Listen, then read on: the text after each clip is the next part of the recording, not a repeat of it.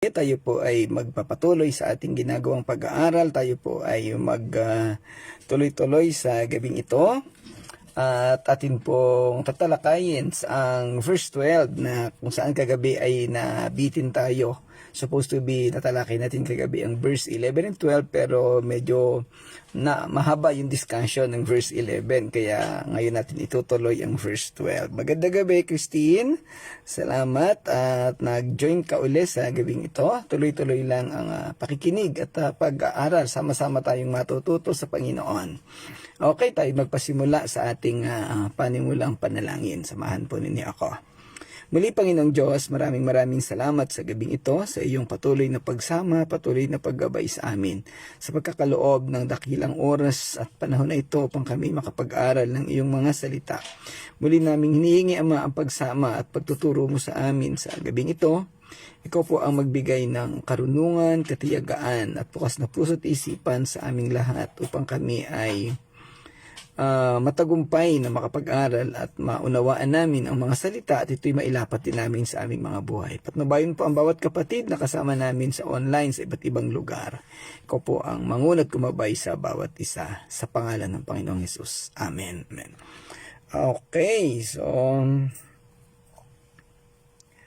Okay, so maraming salamat po muli sa inyong lahat. So bago tayo magtuloy sa ating talatang 12, ating balikan sumandali yung ating tinalakay kagabi sa verse 11. Ang verse 11 nga ay nakatutok sa pagpapanibagong buhay ng isang tao. O actually pwedeng tatlong grupo o tatlong bahagi ng tao ang ating pwedeng tukuyin sa verse 11. Una, literal yung mga Israelita na nabihag doon sa Babylonia, yung kanilang pagkalaya doon at pagbabalik sa Jerusalem ay nananawagan sa kanila na sila'y magbagong buhay na. Umalis na sila sa Israel, sa Babylonia at bumalik sa kanilang bayan, ibalik nila yung kanilang nasirang pamumuhay. At the same time, ito ay pagtawag din sa kanila upang talikuran na ang mga maling pamamaraan sa buhay, yung kanilang pagsuway sa kautusan ng Diyos, pagsamba sa Diyos-Diyosan, at marami pang mga bagay na ginagawa nila na hindi naging kalugod-lugod sa Panginoon. Now, ito din ay panawagan sa mga tao na hindi pa nakakakilala sa Panginoon, na isuko ang kanilang buhay. At the same time, ito rin ay panawagan sa ating mga mananampalataya na, o doon sa mga taong nagsasabing mga Kristiyano na o nanampalataya na sa Panginoon, subalit hindi pa namumuhay sa buhay na hinihingi ng Diyos o nararapat sa Panginoong Diyos. Posibleng tayo ay kasama doon o ang ilan sa atin ay ganun pa. May mga taong mananampalataya na, Kristiyano na raw, kaanib na ng isang simbahan, pero hindi pa nakakapamuhay. Kumbaga ang buhay ay kagaya pa rin ng dati. So ito pong tinalakay natin sa verse 11, ang sabi doon ay lumipat na, no? Yan, magandang gabi po Ate Alma sa inyong pamilya diyan. Salamat po sa inyong pagsama. So ang sabi doon sa verse 11, lisanin ninyo ang Babylonia, mga tapagdala ng kasangkapan ng templo. Huwag kayong hihipo ng anumang bagay na ipinagbabawal, manatili kayong malinis at kayo ay mag-alisan. Ang sabi dito, dahil nilinis na ng Panginoong Diyos ang kanilang buhay, manatiling malinis. Akmang-akma doon sa tinatalakay natin sa sulat ni Juan, yung 1 John. At ang sabi doon, kayo'y mag-alisan. Ibig sabihin, umalis na sa dating uri ng pamumuhay at lumipat na sa bagong uri ng pamumuhay. Kaya nga tinatawag nating revert, kaya tinatawag nating regenerated life, o mas akma siguro, gamitin natin yung salitang reformed life. Okay, gusto ko pong ipaunawa sa ating lahat, narito yan si Pastor Nanding, bagamat iniisip ng karamihan ang salitang reform ay parang uri ng simbahan o kaya ay denomination. Pero sa akin pong paggamit ng salitang reform, ito po, hindi ko po ito tinutukoy bilang isang denomination, kung hindi ito ay tinutukoy ko bilang isang buhay na lumipat sa pananampalataya. Buhat sa dating buhay na mapangit, magulo, lumipat sa totoong pananampalataya.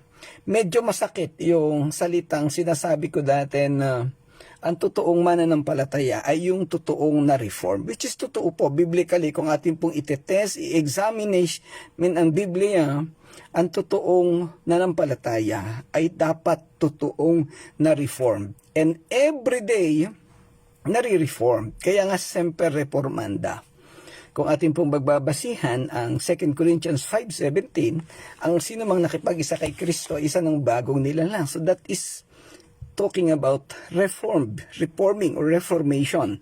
At napakaraming talata sa Biblia, 1 John, sa Epeso, sa Pilipos, sa mga sulat ni Apostol Pablo na sinasabi na ang isang tunay na mananampalataya ay dapat na lumakad sa totoong pagbabago. Nakalimutan na yung dating gawi, dating ugali, dating pananaw, pag-iisip, at mamuhay ng bago bilang binago ng Diyos. Ang pinakapopular siguro dito ay Romans chapter 12 verses 1 and 2. Wag na nating ipamuhay yung ating dating buhay. Kaya yun po yung paunawa doon sa bagay na yun. Hindi po natin tinutukoy doon yung denomination. But actually, kung ang pag-uusapan natin ay denomination, sa Bible po walang denomination. Sa panahon ng paghuhukom, ang huhukuman o ang tatanggapin ng Panginoong Diyos sa kalangitan ay pawang mga mananampalataya, yung sumampalataya sa Kanya.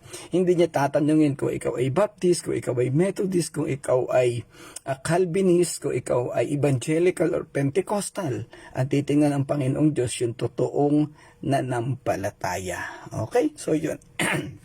Magandang gabi po, Nanay Gertrudes.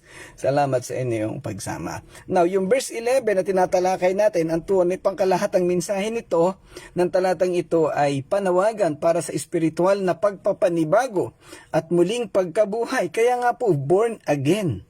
Ipinanganak na tayo dati, tapos ipinanganak tayong muli. From physical life to spiritual life. Malimit kasi, bumabalik tayo sa physical life. Bumabalik tayo sa gawaing makabundo. Yun po ang laman ng katuruan ng Biblia ay pagbabago. Pag-iwan doon sa dating uri ng buhay.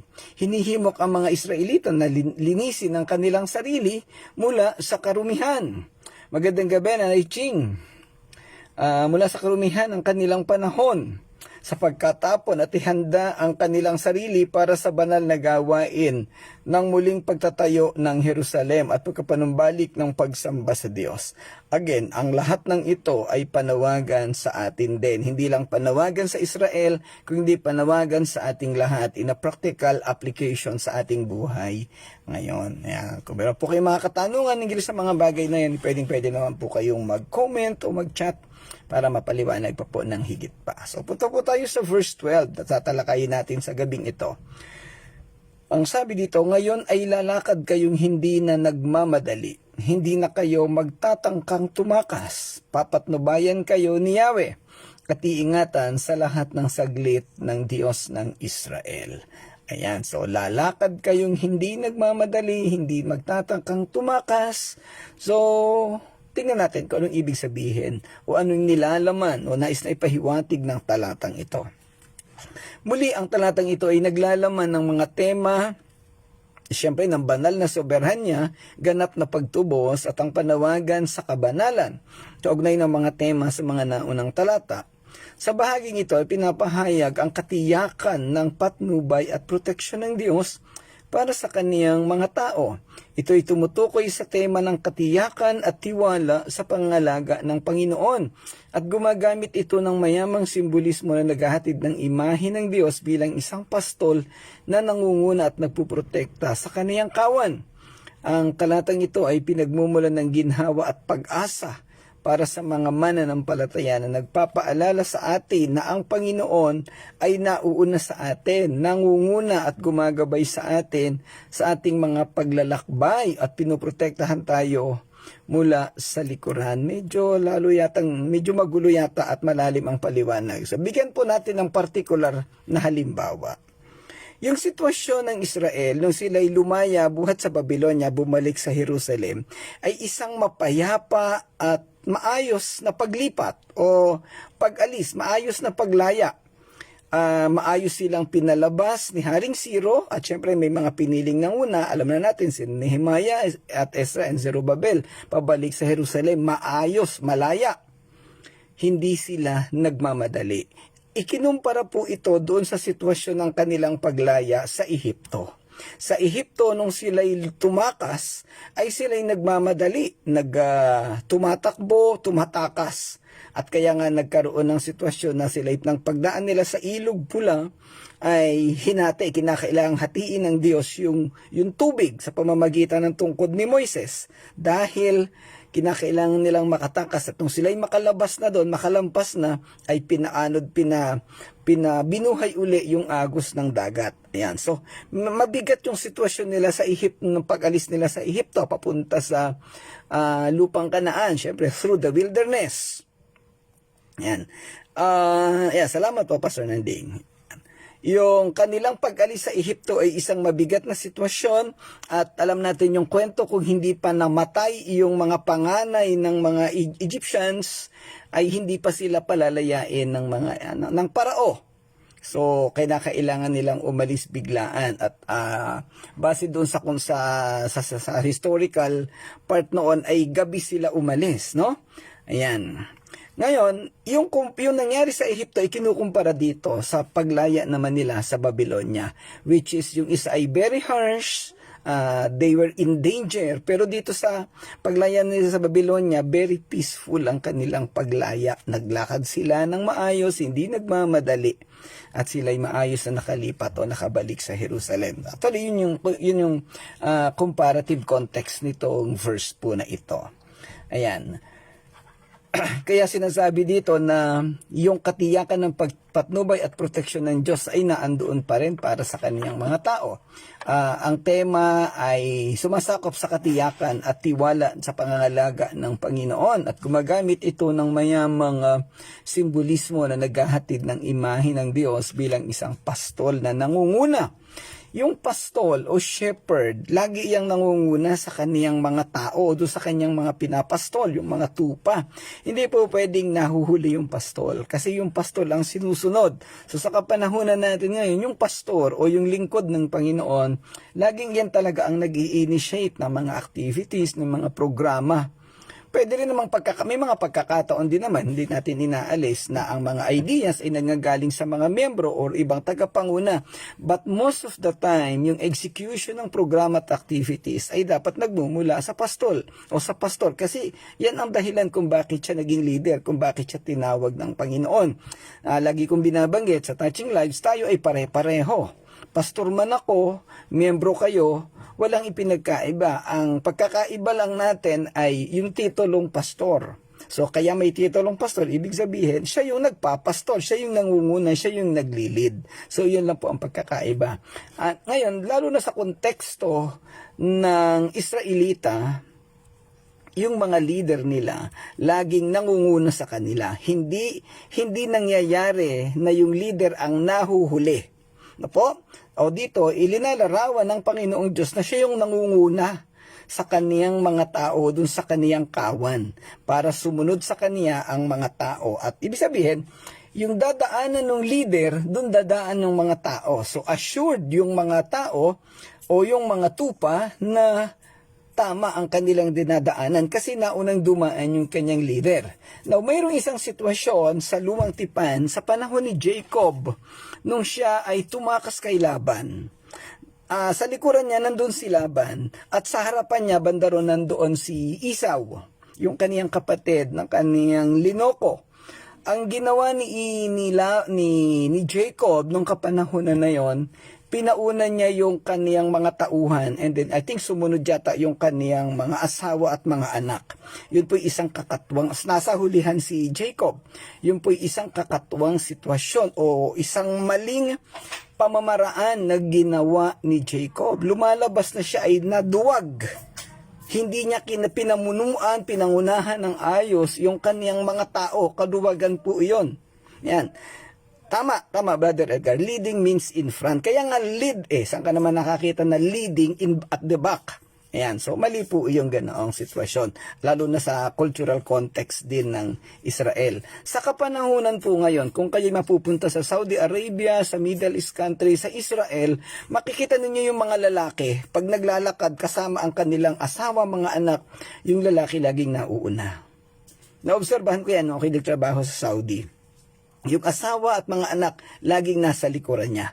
Wala akong nakitang sitwasyon na yung babae, na basta't magkasama yung lalaki, babae at anak, hindi po pwedeng mangyari na yung lalaki ay nasa hulihan. So, yan po yung isang application noon. Dahil nga po, kinakailangan na ang gagawin ng kaniyang pamilya ay kung ano yung gagawin noong tatay. That is the essence of being a leader.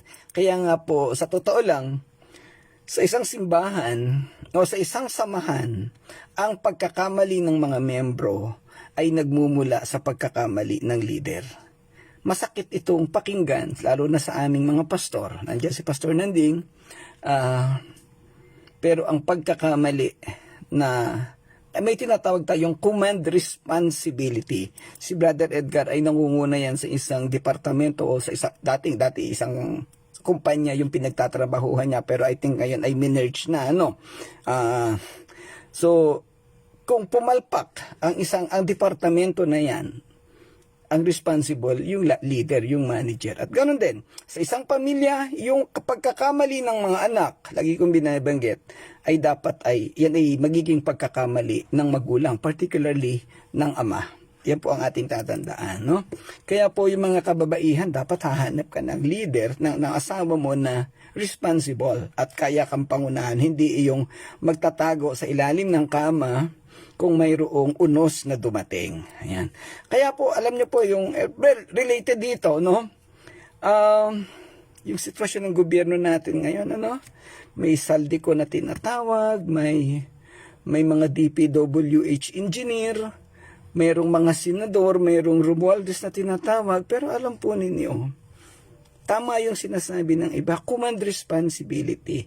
Sino yung leader ng bansa? Sino yung pumirma sa budget? Yung tinatawag na GAA, General Appropriations Act. Di ba ang presidente? So yun po ang nakakatakot. Kasi once na nawala ng credibility ang leader, the whole institution will have no credibility at all.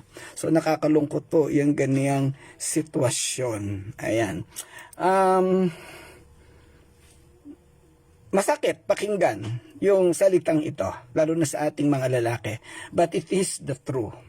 Hindi ko alam, walang binanggit sa Bible, pero bigla lang pumasok sa isip ko. Kaya siguro yung gender na binabanggit sa Bible ng Diyos ay lalaki. Because He is a leader. That is why sa bawat church, ang leader ay lalaki, ang pastor ay lalaki. There is no way that a pastor can be a woman. Because the women is not accountable. Well, salugsugin mo, basahin mo ang buong Biblia. Old and New Testament, walang nanguna na babae. Doon yung sinasabi nilang sa Book of Judges, nakalimutan ko yung pangalan ng babae, yung judge na babae doon. Actually, hindi siya yung nag-execute, pero meron siyang tao sa ilalim niya na nagtuturo sa kanya, nag-guide sa kanya. Pansinin po natin, meron mga ilang naging leader na babae, pumalpak din sa Pilipinas. Ano po? Ayan po. So, ayokong lumalim masyado sa politika or sa ibang application. Pero ang binabanggit kasi dito ay yung leadership pa rin, no? Yung credibility. Yan, Deborah, salamat Pastor Claude. Si Deborah, minsan ikiniklaim ng mga ibang church na naniniwala na may pastora daw. Si Deborah daw, bakit si Deborah daw unang-una mga kapatid, iba yung konteksto ng lumang tipan. Especially yung aklat, yung kasaysayan ng Judges. Ano yun sabog-sabog ang buhay ng Israelita sa panahon ng judge. Walang nangunguna sa kanila. Kasi kasalanan ni Joshua yon. Hindi siya nag-train ng leader. So hindi po natin pwedeng ikumpara o iakma yung sitwasyon ni Deborah sa panahon natin ngayon, sa panahon ni Apostol Pablo. So po ang tandaan po natin. Yan. Okay, balik tayo sa ating pinag-aaralan, no? Papatnubayan kayo ni Yahweh at iingatan sa lahat ng saglit ng Diyos ng Israel. So dito tinutukoy yung pagpatnubay ng Diyos, siya yung nangunguna. nandun siya sa huli. Pero may binanggit doon, habang nangunguna siya sa unahan, kasama niya ring tinitingnan o binabantayan yung likuran.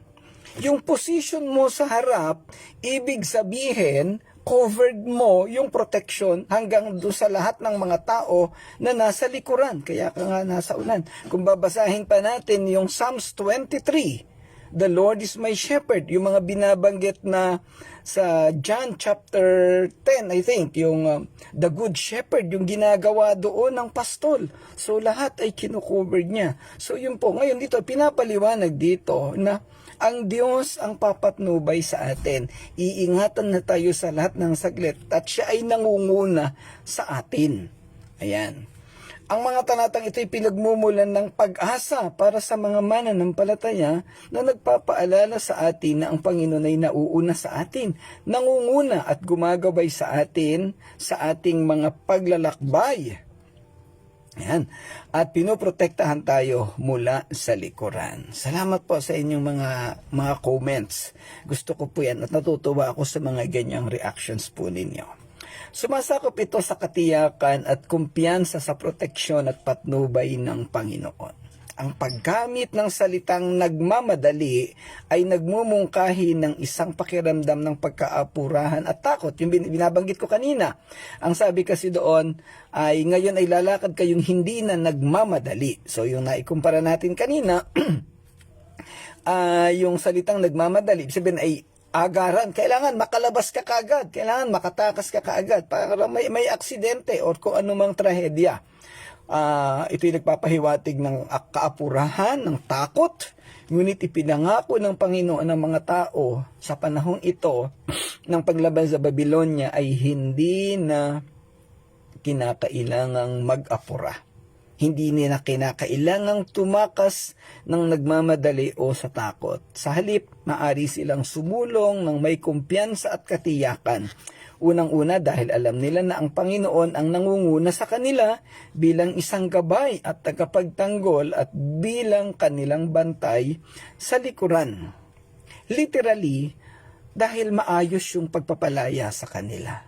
Doon pa lang sa sitwasyon na sila'y malayang pinaalis ni Haring Ciro sa Babylonia, well, nandun din yung leadership ng Diyos. Kasi siya ang nag-initiate nito eh. Kaya lagi nating binabanggit na walang contribution ang sinumang Israelita sa kanilang paglaya sa Babylonia.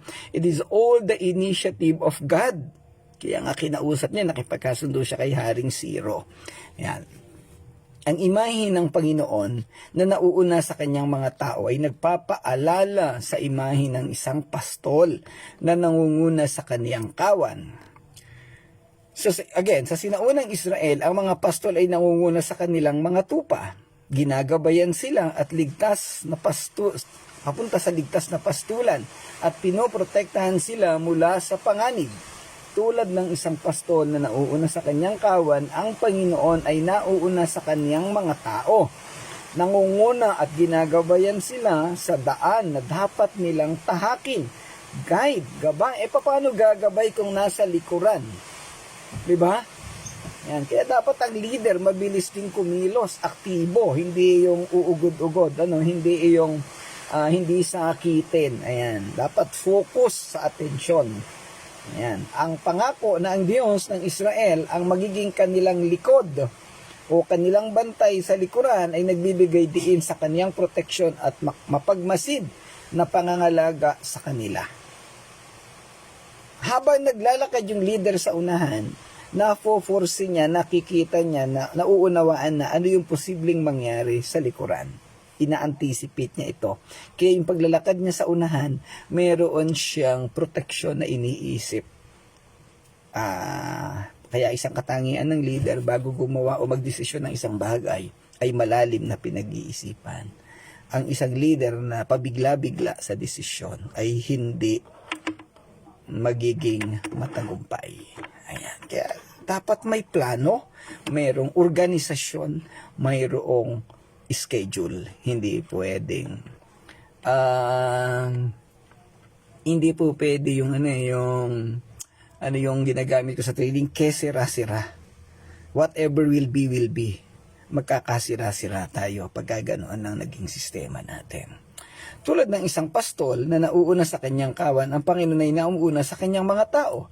Nangunguna at ginagabayan sila sa daan na dapat nilang tahakin.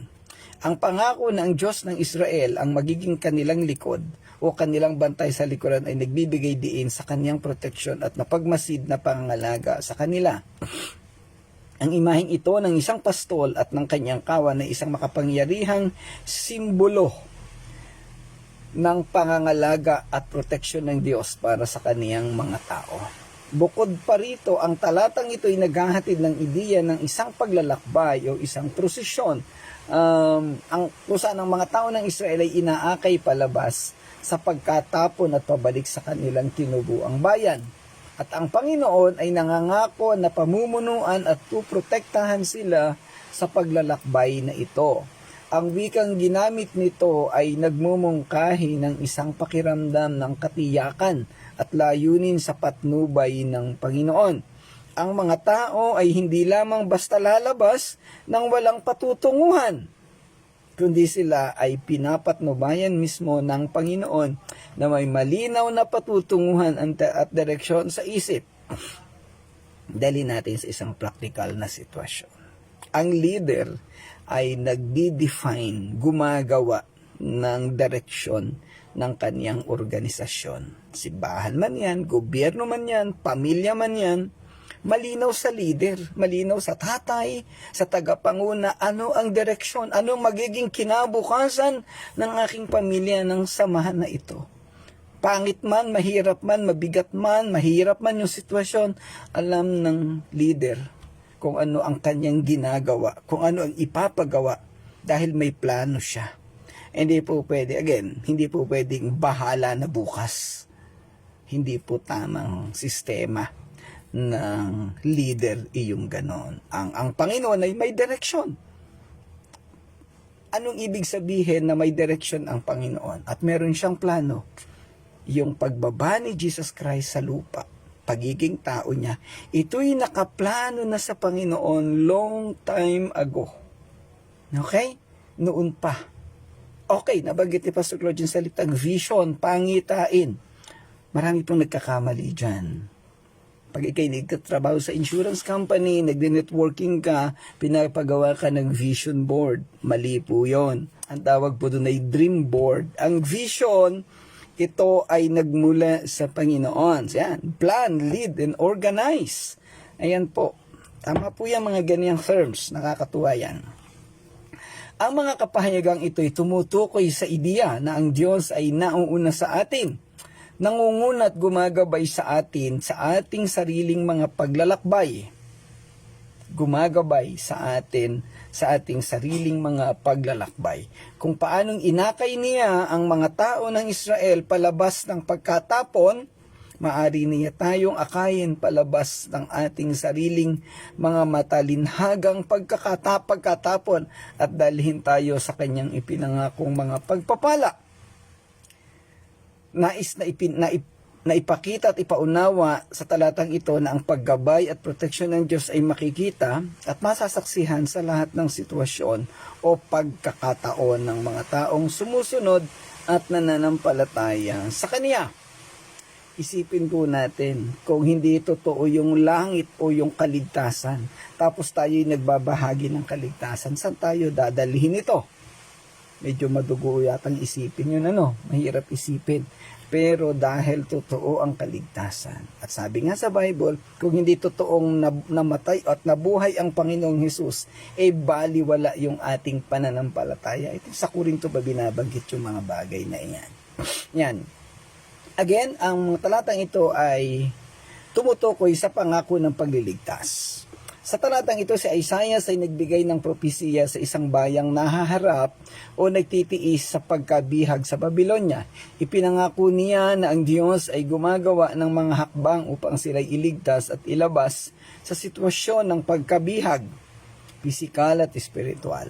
Sa pagliligtas na ito, ang Panginoon ay magpapakita ng kanyang kapangyarihan at hindi matatawarang proteksyon sa kanyang mga piniling tao.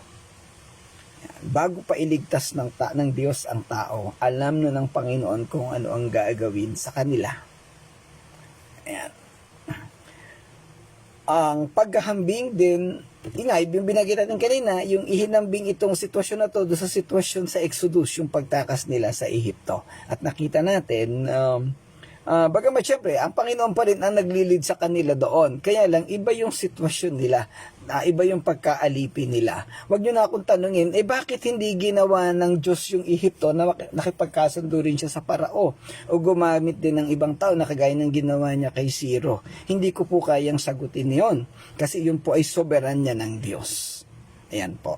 May mga minsan, may mga malilikot ang utak. Ganun pala. Pwede naman palang gawin ng Diyos na yung pagtakas sa Ehipto ay at peace din. Ba't hindi niya ginawa? Nagkulang ba ang Diyos doon? Hindi po siya nagkulang. Kasi unang-una, tumatakas man sila sa Ehipto, nakikita natin na kasama pa rin siya ng mga tao. Siya ang nag-uutos kay Moises sa kanyang dapat na gawin. Tama po yan. Salamat, Nanay Gertrudes. Ang tao ang nagpaplano, ang Diyos ang nagpapatupad.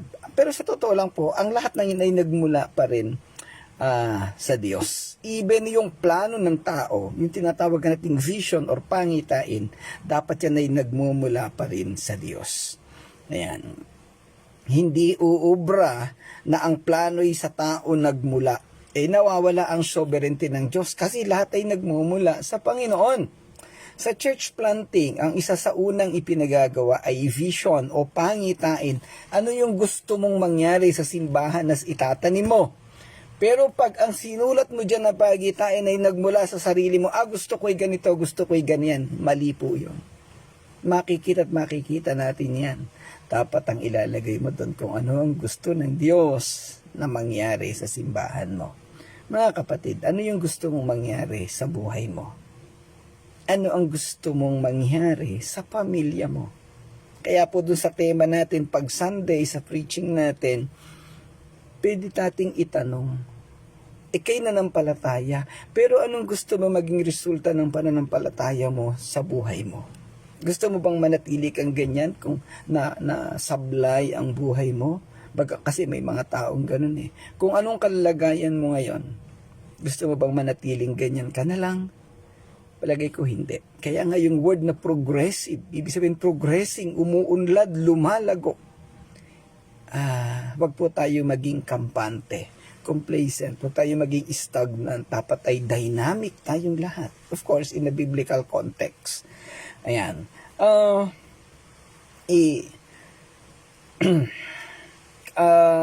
Tiyatukoy din dito ang kaligtasan sa pamamagitan ng nagdurusang lingkod. So, ganun pa rin. Ito yung pangkalahatang tema ng chapters 52 and 53, yung suffering servant. Ayan. So, actually, maraming ganyan, Pastor Claude. Napaparamihan ng bilang ng church na tayo. Ayan.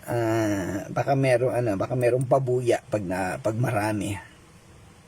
Ang pangkalahatang tinatalakay pa rin ay yung lingkod na nagdurusa, which is dun sa chapter 53, mas lalo nating matatalakay yan. Okay. Talatang ito ay tumutukoy pa rin sa kalinisan ng espiritualidad ng tao. Kasi yung kanilang pangunguna, yung pangunguna ng Diyos, ipinapakita dito na sila'y pinapangunahan ng Diyos sa lahat ng bagay sa buhay nila, sa lahat ng aspeto, particularly yung pananatiling malinis. Kaya nga mayroon tayong gabay na sinusunod. Hindi po pwede na mangunguna ang Diyos tapos hahayaan ng Panginoon na maging marumi ang kaniyang mga tao. Kaya nga siya ang naglilid para ibigay sa kanya ang mga gabay. Kaya meron tayong pag-aaral, kaya meron tayong banal na kasulatan dahil yun ang leadership, yun ang gusto ng Diyos. Kaugnay nung tinalakay natin kagabi sa verse 11, ang sabi doon ay umalis na kayo sa buhay na marumi, lumipat sa isang bagong buhay na malinis. Again, ipinapakita dito ang ang kaluwalhatian ng Diyos, ang kaniyang soberanya na sa lahat ng pagkakataon.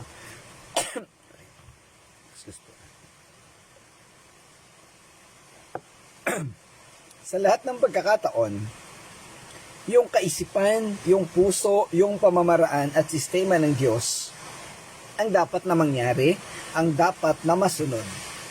At kaya ito tinuturo sa atin na mananampalataya para ito rin ang masunod sa ating mga buhay. Para ito'y magawa natin dahil ito lamang ang magbibigay sa atin ng tunay na tagumpay. Ito lamang, sistema na ito ng Panginoon, ang magbibigay sa atin ng tunay na patutuo sa mundo upang makapagdala tayo ng kaparehong testimonya, patutuo at ang mga tao ay malaman nila at maunawaan kung ano ang kaibahan ng mananampalataya sa hindi mananampalataya. Yung pagkakaroon natin ng imahe buhat sa Diyos, ito'y ibig nangangahulugan na yung imahe na yan yung ating itsura, yun yung ating gabay, yun yung ating guide. Ibig sabihin tayo ay susunod doon. Pansinin ninyo yung naging sitwasyon sa Garden of Eden. Noong nagkasala si Adan, nawala ang imahe ng Diyos. Kaya sila'y nagkaloko-loko ang buhay nila. Noong kailangang i-restore ang imahe na ito, at ito'y sa pamamagitan ng kamatayan ng Panginoong Hesus. At syempre, alam natin na dapat manampalataya sa Kanya. Pagkatapos nating manampalataya sa Panginoong Diyos, pamamagitan ng Panginoong Hesus, na-restore ang ating imahe. And only in that situation, saka ulit tayo makakapamuhay ng naaayon sa kaluguran at kaparaanan ng Diyos. Ang lahat ng ito, mga kapatid, itong talatang 12, ay tumutukoy sa leadership ng Diyos. Yung kanyang pangunguna, yung kanyang paggabay sa atin. Hindi po tayo magsasarili, hindi tayo gagawa ng ating mga sariling desisyon. Lahat ay isasangguni natin sa Diyos. Dahil siya ang sovereignty sa lahat ng bagay. Siya ang may otoridad. Siya ang pokontrol sa atin. At ang pagkontrol niya ay nangangahulugan ng ating pagkapasakop at pagkakaroon ng buhay na sigurado na may maganda, mabunga, malinis, progresibong resulta. Ayan. So, actually, hanggang doon lang ang talakayan natin sa gabing ito. Verse 12 lang, kasi hindi ko na matatalakay yung verse 13 and 14, kasi maiiba na yung konteksto doon. So, nakapokus na yung 13, 14, and 15. Kaya, umuulan, Brother Edgar. Medyo malakas ang patak dito sa amin. Ayan. Ang verses 13, 14, and 15 na tumutukoy na mismo sa Panginoong Hesus. At bukas sa Webes natin tatalakayin ang bagay na iyan. Okay, so again, nawa po sa ating tinalakay sa gabing ito, leadership of God, yung pagpapalaya sa kanila sa isang maayos na pamamaraan, nawa ay may natutunan po tayo. Particularly, yung aspeto ng leadership. Pag-usapin ay tungkol sa leadership, medyo isa sa mga paborito kong topic yan eh. Kaya gusto ko i-discuss yan. Bakit kaya? Kasi po sa mundo natin ngayon ay maraming palpak na leader. Yung leadership ay sumasablay. Kaya naman, hindi lang naman po sa gobyerno, sa church din marami. Sa mga pamilya napakarami. Kaya po dapat, particularly mga lalaking kasama natin dito ngayon ay manindigan tayo bilang tunay na leader. Dahil tayo ay pinili, itinalaga ng Panginoon sa pangunguna. Okay. So, pansamantala, atin pong tatapusin uli ang ating talakayan sa gabing ito. Muli po, maraming salamat sa inyong pagsama at pakikinig. Kung meron po ulit kayong mga katanungan, mga additional na information, reaction, baka kayo naguguluhan, wag po kayong mag-aatubiling magtanong. Mag-chat lang po kayo sa akin o mag-comment sa video na ito. Maraming salamat po sa inyong lahat. Tayo po'y magwakas sa panalangin. Muli, Panginoon, maraming salamat sa gabing ito, sa iyong pagsama, sa iyong paggabay at pangunguna sa amin. Salamat sa napakagandang discussion. Salamat sa mga natutunan namin. Salamat sa iyong paggabay at pagsama sa amin. Tulungan mo, Panginoon, ang bawat isa sa amin, especially yung mga nakinig na kasama namin sa online, sa iba't ibang lugar. Ikaw po ang patuloy na magpaunawa sa kanila ng tamang direksyon, ng tamang leadership, ng tamang pamamaraan mo sa kanilang mga buhay. Salamat po, Amang Diyos. Sa iyo po ang kapurihan at pasasalamat sa pangalan ng Panginoong Hesus. Amen. Amen. Okay, salamat pong muli sa inyong lahat. Brother Edgar, Pastor Claude, si Nanay Ching, Nanay Gertrudes, Nami Ay, syempre Brother Edgar, si Pastor Nanding, pamilya ni Ate Alma, at sila si Christine, at kung sino pa po yung naka-join na hindi ko nakita ang pangalan dito. Maraming salamat po sa inyong lahat. Pagpalain kayo ng Panginoon. To God be the glory.